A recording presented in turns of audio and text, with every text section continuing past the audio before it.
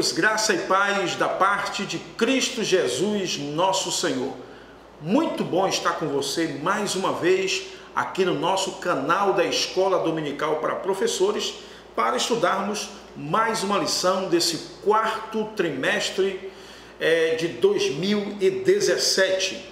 Eu quero antes agradecer a toda a gente de todo o Brasil que tem colocado seus comentários aqui nos vídeos, tem falado conosco também através do WhatsApp. Muito obrigado, meu irmão, por sua interação. E eu quero, por isso mesmo, destacar aqui alguns amados irmãos que escreveram no nosso último vídeo, o vídeo da lição de número 8.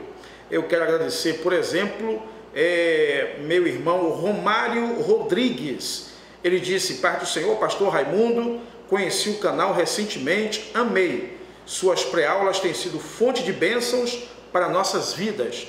Maravilha de Deus, muito profunda, esclarecedora e insofismável. Amém. Glória a Deus. Romário Rodrigues, Deus abençoe meu querido irmão Romário. Gente, só não esqueça de colocar a cidade de onde você está enviando sua mensagem. Qual é a sua cidade, qual é o seu estado, tá bom? Nosso irmão André Luiz, ele também colocou aqui: amém, a paz e a graça de nosso Senhor e Salvador Jesus Cristo, meu irmão, e que Deus de maneira grandiosa continue te abençoando em tudo. Boa foi esta palavra. Muito bem, Deus te abençoe, meu irmão. A mensagem dele é um pouco extensa aqui. Obrigado, André Luiz, pela sua interação conosco. Nosso irmão Kerisson Apurina, ele diz: a paz do Senhor, pastor, estou aprendendo muito com as orientações. Nosso irmão Vidigal Ricardo, esse aqui sempre deixa uma mensagem para a gente. Ele diz: pastor, você é uma bênção, Deus continue abençoando. Você também é bênção, meu irmão, Deus te abençoe. Nosso irmão Renato Carmo, ele diz: desde já agradeço, Deus abençoe. Nosso irmão Eliverto Dias, ele diz: Pai do Senhor amado, Deus continue abençoando. Tenho algumas dúvidas, estou preparando um slide sobre o assunto. E aí ele segue com sua mensagem. Também nosso irmão Guilherme Cruz e tantos outros irmãos. Meu irmão Max Alessandri, lá de Santa Luz, aqui no interior da Bahia, que é dirigente de congregação, professor da escola dominical e está sempre nos acompanhando aqui em nosso canal da Escola Dominical para Professores. Tem mais gente aqui do vídeo anterior a esse e o nosso tempo aqui não dá, mas muito obrigado a você de todo o Brasil que tem enviado sua mensagem, e isso nos anima a continuar fazendo o trabalho que nós estamos fazendo. Vamos lá, portanto, a nossa lição, a 9ª lição desse quarto trimestre de 2017. Você, professor da escola dominical, seja bem-vindo a mais uma teleaula aqui no nosso canal da Escola Dominical para Professores. Antes de começar, eu quero lembrar que o nosso canal tem o objetivo de dar subsídios para os professores, mas de forma muito simples. Nós não queremos complicar usando uma linguagem muito acadêmica, muito sofisticada, muito clássica, e queremos que a linguagem seja para todos os irmãos, tanto aqueles graduados quanto aqueles que não tiveram oportunidade de se graduarem, pessoas de todos os lugares, de todos os níveis culturais possam entender a linguagem que nós estamos falando aqui, tá bom? Deus abençoe, portanto, a sua vida. Esse é o nosso objetivo. Bem, neste domingo, dia 26 de novembro, nós vamos falar sobre arrependimento e fé para a salvação. Esta é a lição de número 9. Dá licença aqui, beber uma água. Essa é a lição de número 9. O texto áureo diz: e disse-lhes Pedro: arrependei-vos e cada um de vós seja batizado em nome de Jesus Cristo para perdão dos pecados e recebereis o dom do Espírito Santo. E a verdade prática diz: o arrependimento do pecador é o primeiro passo para receber pela fé a graciosa salvação de Deus. Essa lição, como sempre, vem acompanhada de um texto que servirá como base para a sua discussão na classe, que está em Atos, capítulo 2, versículo 37 e 41, que é um trecho do sermão de Pedro no dia de Pentecostes, aquele mesmo sermão que levou quase 3.000 almas a aceitarem a Jesus como Salvador. E nós temos o objetivo geral que diz assim: explicar que o arrependimento é o primeiro passo para receber pela fé a graciosa salvação de Deus. E os objetivos específicos dizem: mostrar que o arrependimento mediante a ação do Espírito é uma mudança essencial para receber a salvação de Deus. Segundo objetivo específico é explicar que a fé salvífica é um dom de Deus. E terceiro, compreender que o arrependimento e a fé são as respostas do homem à salvação. Muito bem, eu quero, portanto, trazer para você algumas informações sobre arrependimento e sobre fé, que são os dois termos que norteiam a ideia dessa lição de hoje. Uma vez que você compreenda muito bem o que é o arrependimento e o que é a fé, e como os dois são imprescindíveis no processo da operação da salvação na vida do homem, uma vez que você saiba isso, você vai poder passar para o seu aluno o objetivo geral desta lição. Você vai poder alcançar o coração do seu aluno com a verdade que precisa ser ensinada a partir do tema desta lição. Portanto, eu quero compartilhar para você o que é arrependimento no Antigo Testamento, no Novo Testamento, e o que é fé também nos dois testamentos. E isso aqui vai servir para você, para lhe ajudar aí na sua lição da Escola Bíblica Dominical no próximo domingo, dia 26 de novembro. Então, primeiro vamos falar um pouquinho sobre o arrependimento. Eu quero lembrar para você que nesse trimestre nós estamos defendendo que a salvação é um dom de Deus. Ela é dada por Deus ao homem. Quanto a isso, o homem não pode fazer nada. Foi Deus quem providenciou a salvação. A salvação é um plano de Deus em favor da humanidade. E o homem não pode alcançar esta salvação por seus méritos. Esta salvação é graça de Deus, é favor imerecido de Deus. Lembre que Efésios 2, 8 e 9 diz: pela graça sois salvos, por meio da fé. E isto não vem de vós, é dom de Deus. Não vem das obras, para que ninguém se glorie.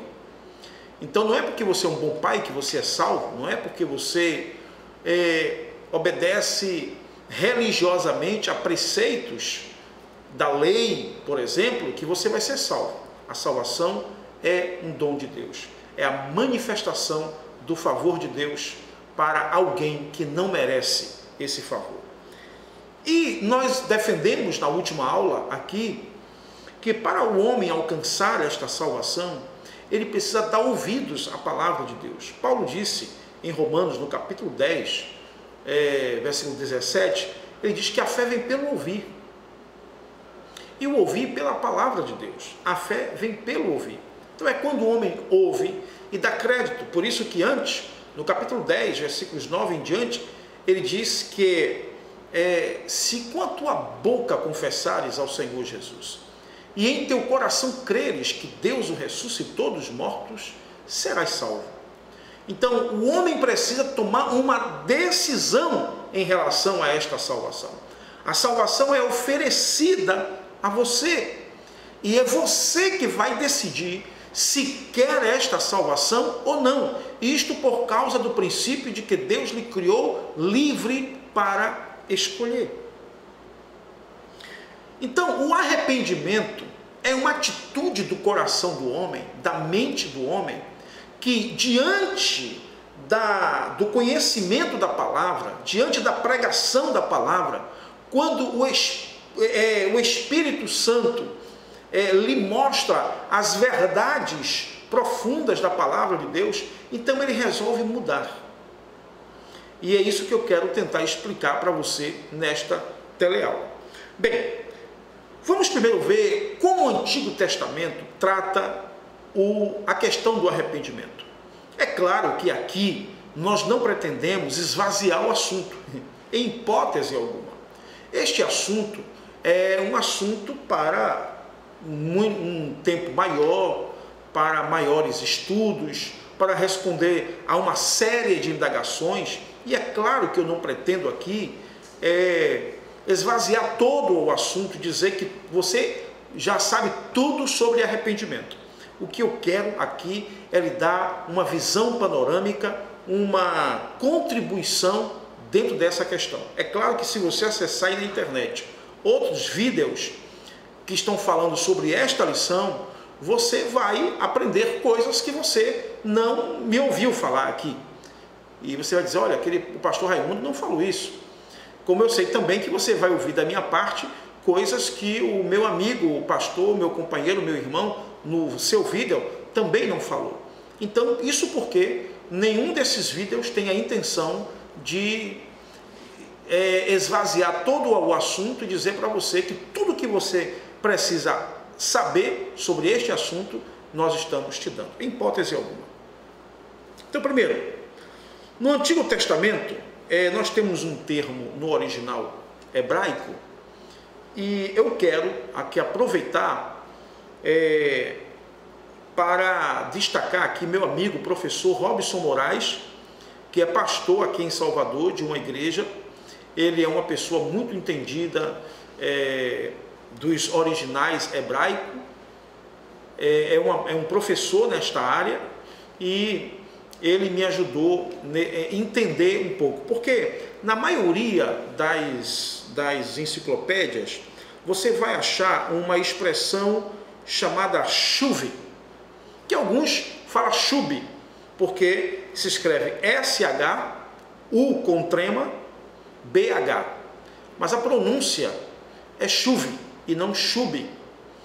E o meu amigo Robson Moraes, que é um profundo conhecedor da gramática hebraica, ele diz que a palavra, na verdade, chuve, ela é uma partícula da palavra techuvá, que é a palavra usada nos originais hebraicos para arrependimento. Essa palavra, ela é usada para o arrependimento humano, porque você vai encontrar também no Antigo Testamento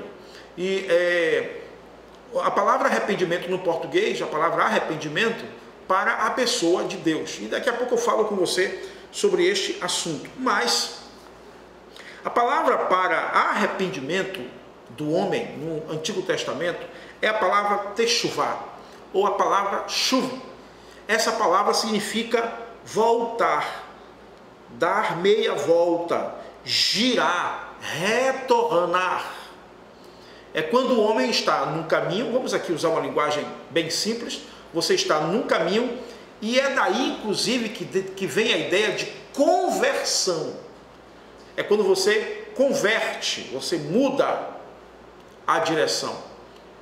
Então, é quando você troca a trajetória, você deixa de ir em uma direção e troca para outra direção. Então, arrependimento significa isso. Por isso que arrependimento não é somente uma questão espiritual. O arrependimento é uma questão também da mente do homem. É uma questão também da intelectualidade do homem.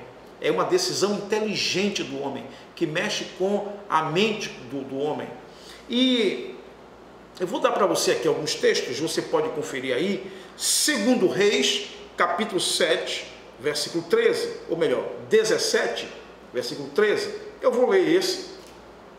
É claro que não vou poder ler para você todos os textos aqui, porque o nosso tempo não dá, mas 2 Reis, capítulo 17, versículo 13, um exemplo aqui para você entender o significado de arrependimento. Diz assim: o Senhor advertiu a Israel e a Judá por intermédio de todos os profetas e de todos os videntes. Qual foi a palavra que Deus disse ao povo através desses profetas e videntes? Convertei-vos de vossos maus caminhos e guardai os meus mandamentos e os meus estatutos, conforme toda a lei que ordenei a vossos pais e que vos enviei por intermédio de meus servos, os profetas. Então, convertei-vos de vossos maus caminhos. A palavra aqui no original hebraico é a palavra shuv, o techuvá, que é a palavra para voltar. Voltem, deem meia volta. Veja aqui, qual é a ideia aqui? Dentro desse texto, você tem dois universos, o caminho perverso e o caminho de Deus. O que ele está dizendo? Convertei-vos de vossos maus caminhos. E guardai os meus mandamentos e os meus estatutos, conforme toda a lei que ordenei a vossos pais e que vos enviei por intermédio de meus servos, os profetas. Então, deixem de andar pelo caminho do mal e andem pelo caminho que é traçado pela minha palavra. Então, isso é conversão, é a mesma palavra para arrependimento. Deem a volta, mude de direção, mude de rota e venha para a outra rota, o outro caminho. Então, no Antigo Testamento, e você vai perceber que no Novo Testamento, a ideia é a mesma. A ideia de arrependimento é a mesma. É a mudança de atitude, é a mudança de direção. E aqui vai envolver mudança de pensamento, mudança de ideias, mudanças filosóficas, ideológicas na vida do homem. Você pode ainda conferir o mesmo, eu vou ler também esse aqui, capítulo de número 23 de 2 Reis, no mesmo livro, capítulo 23, versículo de número 25, diz assim: nem antes nem depois dele houve rei que lhe fosse semelhante, que se convertesse ao Senhor de todo o coração, de toda a alma e de todas as forças, conforme toda a lei de Moisés. Está falando aqui do rei Josias. Converter para os meus caminhos. Nem antes nem depois dele houve rei que lhe fosse semelhante, que se convertesse ao Senhor de todo o seu coração. Veja que a expressão converter-se sempre, a expressão converter, arrepender-se, arrependimento, sempre está ligada com a tomada de decisão do homem em viver um outro caminho, em andar por outro caminho. Você pode também consultar 2 Crônicas, capítulo 6, versículo 26, capítulo 7, 14. Lembra, 2 Crônicas 7, 14, aquele célebre texto: se este povo, que se chama pelo meu nome, se humilhar e orar, e buscar a minha face, e se arrepender dos seus maus caminhos, eu ouvirei dos altos céus, perdoarei os seus pecados e sararei a sua terra, e se converter dos seus maus caminhos. Então a palavra ali é a mesma palavra no hebraico chuva, techuvá, que significa voltar, retornar, girar, tomar nova direção. O capítulo 15, versículo 4 também de 2 Crônicas, o capítulo 30, versículo 6 do mesmo livro, Neemias 1:9, o Salmo 78, versículo 34, Isaías 19, 22, Isaías 55, versículo 7 e assim por diante. Bem, você vai encontrar também no Antigo Testamento a palavra arrependimento em relação a Deus. Por exemplo, vamos aqui a um exemplo, Êxodo capítulo 32, versículo 12, Êxodo, que é o segundo livro da Torá, né, que é aquele conjunto de 5 leis, ou melhor, de 5 livros dos judeus, muito reverenciado pelos judeus, principalmente os judeus ortodoxos. Capítulo 32 desse livro de Êxodo, versículo 12, diz assim: porque hão de dizer os egípcios, Moisés, numa conversa com Deus, quando Deus disse que aquele povo tinha pecado tanto e que a vontade de Deus era de extinguir aquele povo. Então Moisés, intercedendo pelo povo, ele disse: porque hão de dizer os egípcios, para mal os tirou, para matá-los e para destruí-los da face da terra, torna-te da ira do teu furor e arrepende-te deste mal contra o teu povo. O que é que Moisés está querendo dizer aqui? Moisés está pedindo a Deus que mude a sua sentença em relação ao povo. E você vai entender que no Antigo Testamento, arrependimento, quando se trata do arrependimento de Deus, está sempre ligado à mudança de sentença de Deus. Quando Deus está para destruir um povo por causa do seu pecado, e esse povo se arrepende, ele muda a sua sentença usando com esse povo de misericórdia. E quando o povo está em seu caminho e resolve andar em caminhos errados, Deus, que tinha prometido abençoar, deixa de abençoar e traz sobre este povo penalidades, punições por causa do pecado deste povo. Então, o arrependimento relacionado a Deus diz respeito sempre à mudança de atitude de Deus em decorrência da mudança de atitude do homem.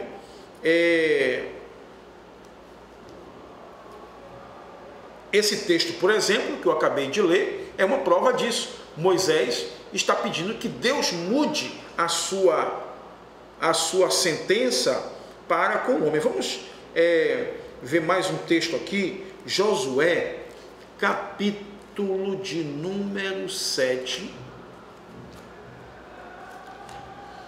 Josué, capítulo 7. Vamos lá. Você pode anotar esse texto. Vamos lá. Josué, capítulo de número 7, versículo 26. Olha o que diz o texto. Levantaram-se sobre ele um grande montão de pedras que permanece até o dia de hoje. Assim o Senhor se apartou do ardor da sua ira. Por isso se chama aquele lugar o Vale de Jacó até o dia de hoje. Então, Deus, sempre que o homem muda de atitude em relação a Deus, Deus também muda de atitude em relação ao homem. Isso porque Deus é volúvel? Não, porque Deus é justo. Ele disse em sua palavra: eu não tomarei o culpado por inocente e nem o inocente por culpado. Então, quando Deus, por exemplo, um exemplo clássico é Deuteronômio capítulo 28. O que é que Deus diz no começo desse texto? Deus diz: olha, eu vou trazer bênção sobre você se você obedecer a minha palavra. Vou trazer bênção sobre o seu celeiro, sobre os seus animais, sobre a sua fazenda. As mulheres serão férteis e vocês serão abençoados. Agora, lá na frente Deus vai dizer: agora, se vocês desobedecerem esta palavra, aí eu trarei sobre vocês a maldição e não mais a bênção. Então, o arrependimento de Deus não diz respeito a algo, o arrependimento de Deus, melhor dizendo, não é semelhante ao nosso arrependimento. Quando nós erramos e percebemos que nós fizemos o que não deveria fazer. A palavra arrepender-se para Deus tem ligação com a mudança. Mudança de atitude. Claro, Deus é santo, Deus não peca. Por isso que há um texto que diz que Deus não é homem para que minta, nem filho do homem para que se arrependa. Então, o arrependimento de Deus não é semelhante ao arrependimento do homem. Bem, então, a ideia de arrependimento no Antigo Testamento, ela é a mesma ideia de arrependimento para o Novo Testamento. É mudança de atitude, é retornar, é dar meia volta. No Novo Testamento, nós temos uma palavra que ficou muito conhecida, uma palavra do grego, chamada metanoia. É a palavra para arrependimento. Essa palavra também é usada para transformação. Porque vamos analisar comigo aqui, quem se arrepende de alguma coisa, sofre mudanças. Por exemplo, vou dar um exemplo para você. Um homem que é infiel com a sua esposa, ele resolve mudar. Ele se arrepende de sua infidelidade e resolve ser fiel à sua mulher. É claro que este homem, portanto, passa por uma mudança. Ele vai mudar em seu comportamento, vai mudar, suas ideias mudam. E as pessoas terminam até reconhecendo a mudança na vida daquela pessoa. Então a palavra metanoia, ela tem relação com arrependimento e tem relação com transformação, com mudança. Essa palavra metanoia, ela indica uma mudança de mente, uma mudança de comportamento. Isso fala de transformação do pensamento. Tem uma música, não é, antigamente, que dizia assim,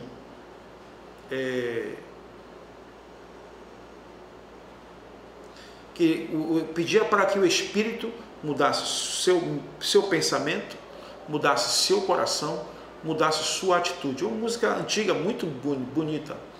Então, isso faz parte do arrependimento. O arrependimento é uma mudança de atitude. A palavra no Novo Testamento não está relacionada com o remorso, que foi aquele sentimento que teve o Judas, por exemplo. Judas caiu em si que havia traído o Filho de Deus.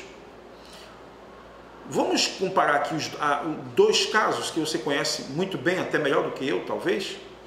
Judas traiu Jesus, deu um beijo em Jesus e entregou Jesus para os soldados romanos. Pedro negou Jesus 3 vezes, negou que conhecia Jesus. Que covardia, não? Trair Jesus foi tão covarde quanto negar Jesus. Só que Judas sabia que tinha pecado e não procurou o arrependimento, preferiu se matar, consumido pelo remorso. Pedro não. Pedro decidiu chorar amargamente, colocar para fora sua angústia, sua dor, confessar o seu pecado diante de Deus. E Jesus contemplou aquilo. Quando Jesus ressuscitou dentre os mortos, Jesus disse: chamem os meus discípulos e a Pedro, porque o Senhor reconheceu que no coração de Pedro houve arrependimento. Então arrependimento é uma situação, remorso é outra situação. O que é importante para a salvação não é o remorso, porque o remorso não faz ninguém mudar de atitude.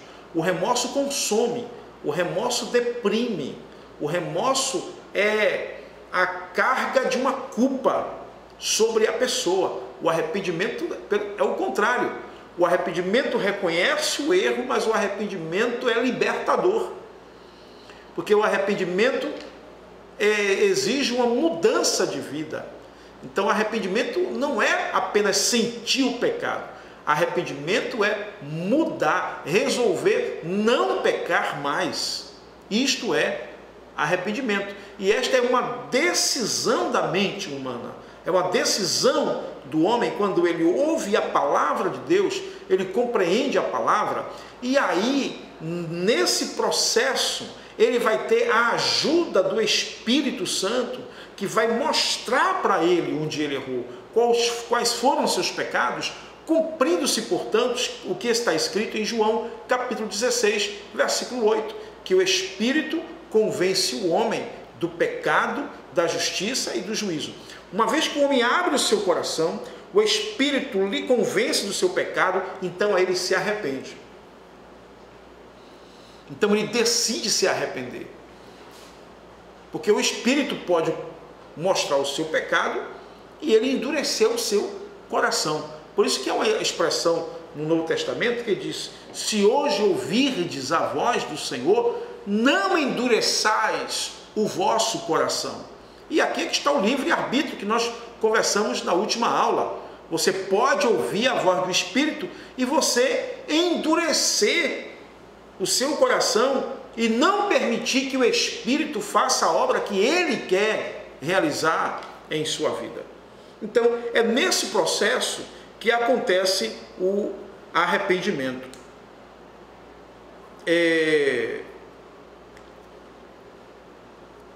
Eu quero citar para você um conceito de arrependimento do Novo Dicionário da Bíblia, das edições Vida Nova. Tenha esse dicionário, eu quero indicar esse dicionário para você. É um dicionário bastante volumoso, mas que tem um número de palavras assim extraordinário e que vai lhe ajudar a compreender muitos temas da Bíblia Sagrada. E o Novo Dicionário da Bíblia, edições Vida Nova, ele define arrependimento da seguinte forma. Ele diz: o arrependimento consiste de uma revolução naquilo que é mais determinativo na personalidade humana, sendo um reflexo na consciência da radical mudança operada pelo Espírito Santo. Vale a pena repetir, não? O arrependimento consiste de uma revolução naquilo que mais é determinativo na personalidade humana. É uma revolução no comportamento do ser humano. Vamos dar exemplos aqui. Um exemplo clássico do Novo Testamento. Perseguidor que se transforma no perseguido. O perseguidor do Evangelho que agora se torna a voz do cristianismo de sua época. Então, foi uma revolução. Eu quero que você procure nas livrarias um livro por nome Paulo, o Líder. Esse livro é interessante, porque ele fala, por exemplo, que Paulo passou algum tempo antes de Paulo se tornar no grande expoente do cristianismo de sua época. Paulo passou um tempo isolado. Ele mesmo conta em sua carta aos Gálatas, no capítulo 1, o tempo que ele passou na Arábia, não é? Quando você abre no capítulo 9 de Atos, você vai encontrar Paulo indo para Tarso, e Paulo fica um tempo em silêncio lá em Tarso. E o escritor do livro Paulo, o Líder, ele diz que esse momento foi preciso na vida de Paulo, porque Paulo precisava rearrumar seus conceitos, seus princípios, tudo quanto ele defendia. Ele disse, escrevendo aos Gálatas, ele disse: vocês sabem que na minha cidade, na minha juventude, ninguém havia mais do que eu era extremamente zeloso pela lei de Deus. E ele fala de sua mudança, fala de sua transformação. Então, houve uma revolução intelectual que atingiu sua intelectualidade, atingiu sua alma, atingiu suas emoções, seus princípios, seus conceitos. E agora o Cristo que antes para Paulo era motivo de dano para a lei, agora na verdade Cristo era o Messias revelado pela lei. Que coisa maravilhosa! O Cristo que era uma ameaça ao judaísmo, na mente de Paulo, o Cristo que era uma ameaça à lei de Deus, agora é defendido por Paulo na sua carta aos Romanos, na carta aos Gálatas, que esse Cristo é aquele que a lei revela, que a lei aponta. Então isso é arrependimento, é uma revolução na maneira de pensar, nas ideias, é uma revolução no comportamento, no pensamento, nas convicções de um ser humano. E é isso que mostra tanto o Antigo quanto o Novo Testamento. Então, o arrependimento sincero, portanto, por ele ser esta revolução, ele produz tristeza. Essa tristeza, disse Paulo, que ela é operada segundo Deus no homem. Quem opera essa tristeza no homem é Deus. Que tristeza é essa? Vamos aqui falar em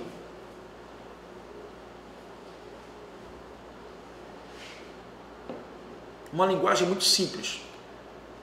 É quando você olha para você, olha quem você é, você se entristece por aquele estado. E o arrependimento é além disso. Você não somente se entristece, você resolve: eu não vou ser mais isso. Eu vou me entregar àquele que pode transformar a minha vida, que pode regenerar a minha vida e fazer de mim não mais esse homem pecador, mas fazer de mim aquele homem santo, projetado, planejado por Deus na pessoa de Jesus. Eu quero ler para você 2 Coríntios, capítulo de número 7, versículos 9 e 10. Muito bem, vamos lá. Olha o que diz o texto. Agora folgo, não porque fostes entristecidos, mas porque fostes entristecidos para o arrependimento. Então vamos processar isso em nossa mente. O Espírito Santo vem, lhe mostra o pecado, lhe convence de que você é um pecador, que você está no erro. E ele vem depois que você ouve a palavra, porque o texto diz que a fé vem pelo ouvir, e o ouvir pela palavra. Então você ouve a palavra, o Espírito Santo vem e convence você de que você é um pecador.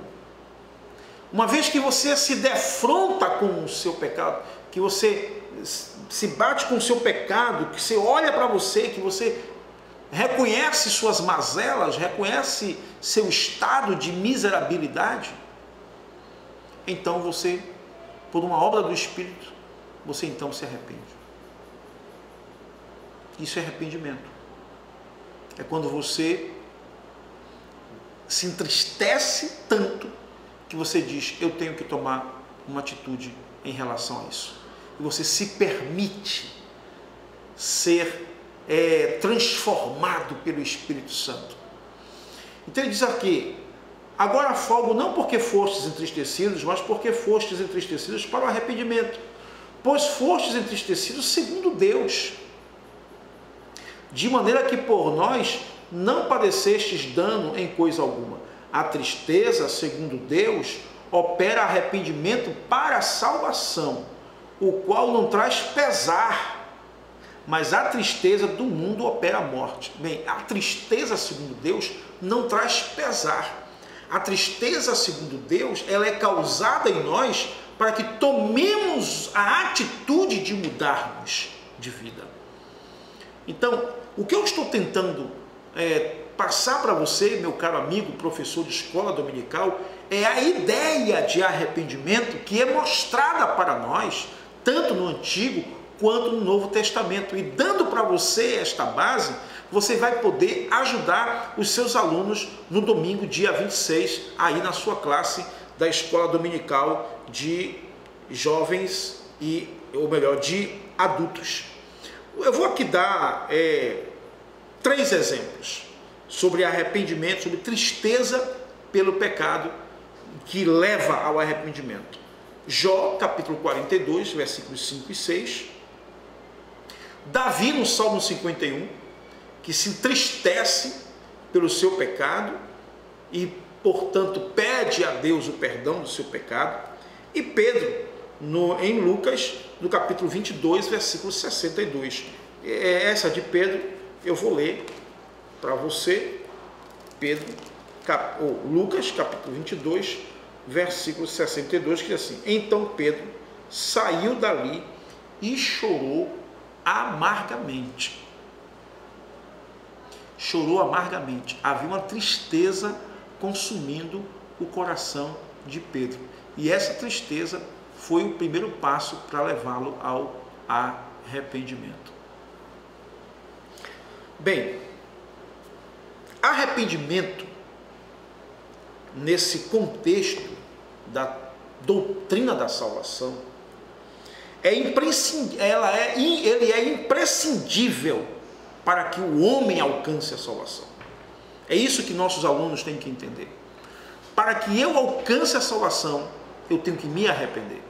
Vale aqui a gente abrir um parêntese para conversar com os irmãos que estão na igreja, que estão correndo pela salvação, mas que estão na prática do pecado. Para alcançar a salvação, eu tenho que me arrepender dos meus pecados. Tenho que deixar os meus pecados para trás e tomar uma nova direção. Arrependimento não é só deixar o pecado para trás. Arrependimento é tomar uma nova direção, é não andar mais pelo mesmo caminho. Muito bem. O arrependimento para a salvação é tanto uma condição para a salvação que Jesus falou sobre isso. Jesus começa o seu ministério dizendo: arrependei-vos. No capítulo 4, 17 de Mateus. Em Lucas, como eu estou aqui aberto em Lucas, eu vou ler esse texto que eu já li aqui em uma de nossas aulas. Lucas 24, 47, Jesus disse: E em seu nome se pregará o arrependimento e a remissão dos pecados. Então, o arrependimento é fator preponderante para a salvação do homem. E é aí que a salvação começa a se processar na vida do homem. Pedro falou sobre isso em Atos capítulo 2, versículo 38. Quando alguém lhe perguntou: varão, o que nós devemos fazer para, portanto, recebermos esse dom, para sermos salvos? Pedro disse: convertei-vos, para que sejam apagados os vossos pecados. Em Atos 2,38, Paulo compartilhou da mesma ideia em Atos capítulo 17, versículo 30, e Atos capítulo 20, versículo 21. Muito bem.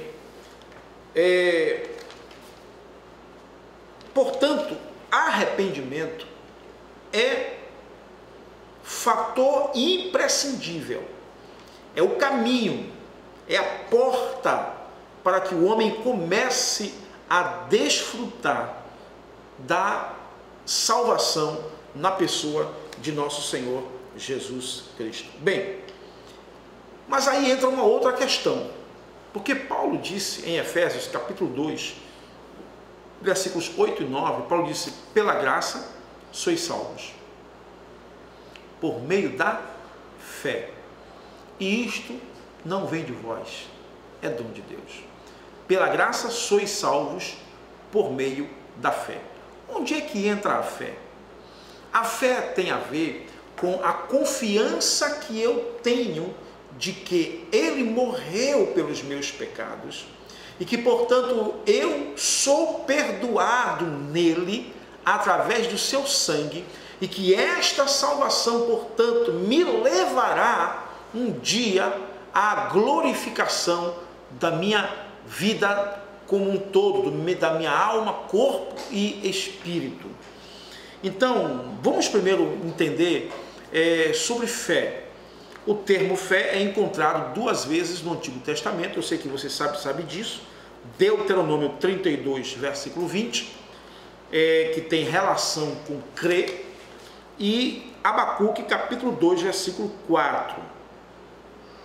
Bem, a maioria dos eruditos acreditam que os 2 termos hebraicos significam a mesma coisa. Mas que no Antigo Testamento essa expressão ela está relacionada mais com a fidelidade do homem a Deus. A palavra não é frequente no Antigo Testamento, mas a ideia é. A palavra fé não é frequente no Antigo Testamento, mas a ideia é. A ideia de confiança, a ideia de crer. Tanto é que Gênesis capítulo 15, versículo 6, diz que Abraão creu em Deus, e isso lhe foi imputado como justiça. Então a ideia da fé, ela está em todo o Antigo Testamento, embora a palavra não seja explorada no Antigo Testamento. Bem, vamos ler aqui alguns textos para que você tenha essa ideia. Por exemplo, Salmo número 26. Vamos lá? O Salmo 26, versículo 1, diz assim a palavra do Senhor. Diz assim: julga-me, ó Senhor, pois tenho andado na minha integridade, tenho confiado também no Senhor sem vacilar. Então a confiança, ela está relacionada com a fé no Antigo Testamento. Então você não vai encontrar a palavra fé, mas vai encontrar a palavra crer, vai encontrar a palavra confiança. O Salmo 37, versículo 3 em diante, esse aqui é muito interessante. Salmo 37, versículo 3 em diante, diz assim: confia no Senhor e faze o bem, habita na terra e vive tranquilo, deleita-te no Senhor e Ele te concederá os desejos do teu coração. Entrega o teu caminho ao Senhor, confia nele e Ele tudo fará. Portanto, a ideia de fé, ela está enraizada no Antigo Testamento, embora a palavra fé não esteja lá. Porque no Antigo Testamento, fé está relacionado com crer, está relacionado com confiança, está relacionado com acreditar incondicionalmente em Deus. Veja que Deus pediu a Abraão, chamou Abraão para sair da sua terra, e Abraão saiu. E aos Hebreus diz que ele saiu sem saber para onde ia. Isto é fé. Por isso que ele é conhecido, portanto, como o pai da fé. Porque é o primeiro no Antigo Testamento. Eu não vou dizer o primeiro, mas nosso irmão Noé, por exemplo, Deus disse: olha, vai chover e eu quero que você faça uma arca. O homem acostumado a lidar com o cultivo, agora vai ser um marceneiro. E vai construir uma arca, e confiado em quê? Somente na palavra de Deus. Isso é fé. E é por isso que o escritor aos Hebreus, falando de fé, toca no nome de Noé. Isso é fé. Ele acreditou que Deus ia mandar a chuva. Ele acreditou que a arca era um instrumento que Deus ia usar para salvar ele e sua família e quem quisesse entrar na arca. Então, a ideia de fé, ela está presente no Antigo Testamento. No Novo Testamento, nós temos um termo para fé que é pistes, e o verbo pisteuo. Eu não sou catedrático no hebraico nem no grego. Essa palavra que eu estou falando, ela é a transliteração para o português. Então ele diz, essa palavra, ela aparece 240 vezes no Novo Testamento. A palavra pistos, que é a palavra usada para fé, ela aparece 77 vezes. Então, por que essas palavras que têm relação com fé, com crer, com esperar, confiar, ela é tão abundante no Novo Testamento? Porque o tema central do Novo Testamento é a salvação. Salvação esta que só se alcança pela fé. Por isso que o Novo Testamento explora bastante a palavra fé. Bem, a fé é a atitude mediante a qual o homem abandona toda a confiança em seus próprios esforços para obter a salvação. Lembre-se, nós estamos falando aqui de fé no contexto da salvação. Portanto, é aquela fé que nós chamamos de fé salvífica. É a fé que me leva a crer na obra do Calvário, é a fé que me leva a crer em Jesus como Filho de Deus. Lembre que aquele tesoureiro da rainha de Candace que descia de Jerusalém e que foi evangelizado por Filipe, quando ele viu a água, ele disse: aqui tem água, o que me impede para ser salvo? O que me impede para me batizar? O que me impede de ser batizado? E Filipe disse: se tu creres de todo o coração que Jesus Cristo é o Filho de Deus, então você será batizado. Então esta é a condição, crer. E aqui que entra o que nós chamamos de fé salvífica. É justamente essa fé que me leva a crer em Jesus como Filho de Deus, único e suficiente Salvador da minha alma. Portanto,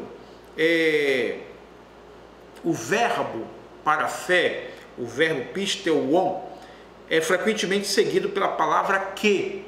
Isso eu queria destacar para você aqui, por isso eu fiz essa anotação para você. É destacado pela palavra, frequentemente seguido pela palavra que, indicando que a fé diz respeito a fatos. João capítulo 8, versículo 24, me permita ler para você, e eu deixo lhe dizer que nós já estamos chegando ao final da nossa aula. João capítulo 8, versículo 24, vamos lá. João 8, 24. O que é que diz o texto sagrado?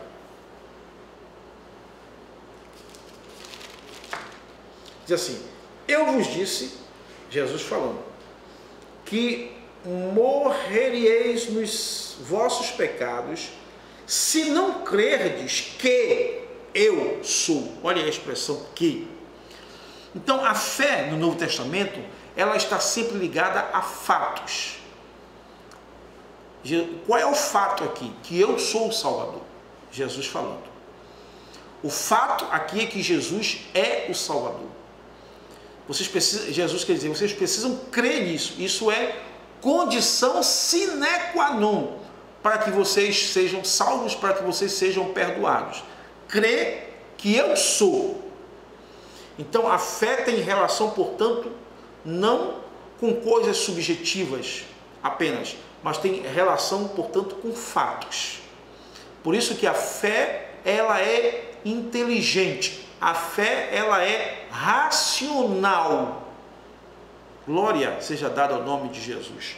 Portanto,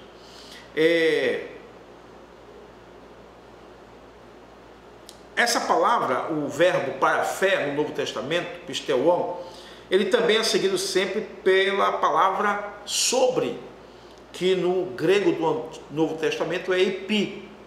A palavra sobre, isto é, diz respeito a você colocar sua fé em alguém. É por isso que você vai encontrar sempre a expressão em Cristo, porque a fé tem relação, me coloca em conexão direta com Cristo, com Jesus. E é por isso que vamos aqui para Atos, capítulo 9, versículo 42, que diz assim: foi isto conhecido por toda a Jope, e muitos creram no Senhor. Então depositaram sua fé sobre ele. Então a fé tem A fé salvífica, ela tem relação sempre com a pessoa de Jesus. Ela sempre repousa na pessoa de Jesus. Ele é a base da nossa fé. Isso porque o escritor aos Hebreus disse que ele é o autor e consumador da nossa fé. Muito bem.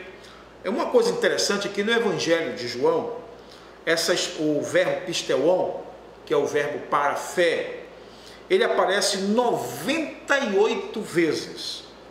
3 vezes a mais do que nos evangelhos sinóticos. E o substantivo pistis, que é o substantivo para fé, não é usado por João no seu evangelho, porque este substantivo era um substantivo muito usado pelos gnósticos. Então João ele não tinha interesse que uma e outra coisa fosse confundida. Então João falou mais do verbo pisteuon, seguido principalmente do substantivo epi, que é sobre, para dar a ideia de que a fé era algo que tinha que ser exercida na pessoa de Jesus, sobre a pessoa de Jesus. Vamos lá. Bem, nós já estamos chegando ao final e eu quero encerrar, portanto, esta teleaula de hoje, para você, meu caro professor da escola dominical, com a seguinte sentença: o caráter específico da fé é a confiança, a entrega a Cristo. Porém, a fé sempre existe dentro de um contexto. E o arrependimento faz parte integral desse contexto. Os dois sempre aparecem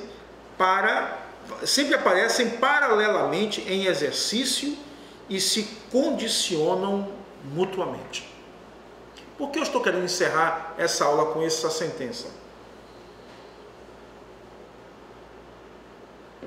Para que você entenda o que nós estamos propondo nesta lição, ou melhor, o que o comentarista está propondo nesta lição de número 9. Qual é a proposta?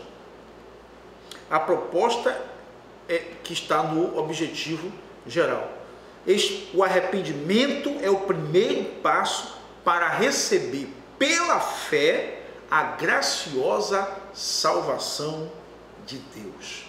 O que nós queremos passar, portanto, para os nossos alunos é que, para o homem alcançar a salvação, ele precisa arrepender-se dos seus pecados, uma vez que o Espírito Santo lhe mostra seus pecados, lhe convence dos seus pecados.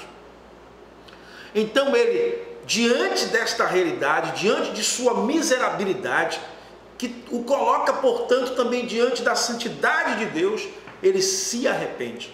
Ele decide: não, eu vou voltar. Não, eu vou mudar de atitude. Então ele reconstrói suas ideias, reconstrói sua filosofia de vida, reconstrói suas convicções, dando meia volta, dando um giro. E é a partir daí que a fé opera, porque agora, pela fé, ele recebe a Jesus como Salvador em sua vida, cumprindo-se, portanto, Efésios capítulo 2, versículo 8, diz que pela graça sois salvos por meio da fé. Então, arrependimento e fé são dois elementos imprescindíveis para o homem alcançar a salvação. Porque no arrependimento ele reconhece seus pecados e muda de atitude. Na fé ele crê que Jesus Cristo é suficiente para perdoar os seus pecados e lhe conduzir numa vida de vitória para a vida eterna. É por isso que João 3,16 diz: porque Deus amou o mundo de tal maneira que deu o seu Filho unigênito, para que todo aquele que nele crê para que todo aquele que deposita a fé na sua cruz, no seu sacrifício no Calvário, não pereça, mas tenha a vida eterna. E aqui eu concluo dizendo que uma vez que essa fé é exercitada, ela me leva a não apenas não perecer, como ela me leva também a obter a vida eterna. Deus em Cristo te abençoe. Muito obrigado pela sua atenção. Que você tenha uma aula maravilhosa. Que o Espírito Santo de Deus te use poderosamente na manhã do dia 26 de novembro, na lição de número 9 desse 4º trimestre. Deus te abençoe, ilumine o seu ministério. Não esqueça de dar o seu like, não esqueça de se inscrever em nosso canal e compartilhar os nossos vídeos. Não saia deste canal sem deixar o seu like. O seu like é muito importante para nós. Deus te abençoe e até a próxima teleaula.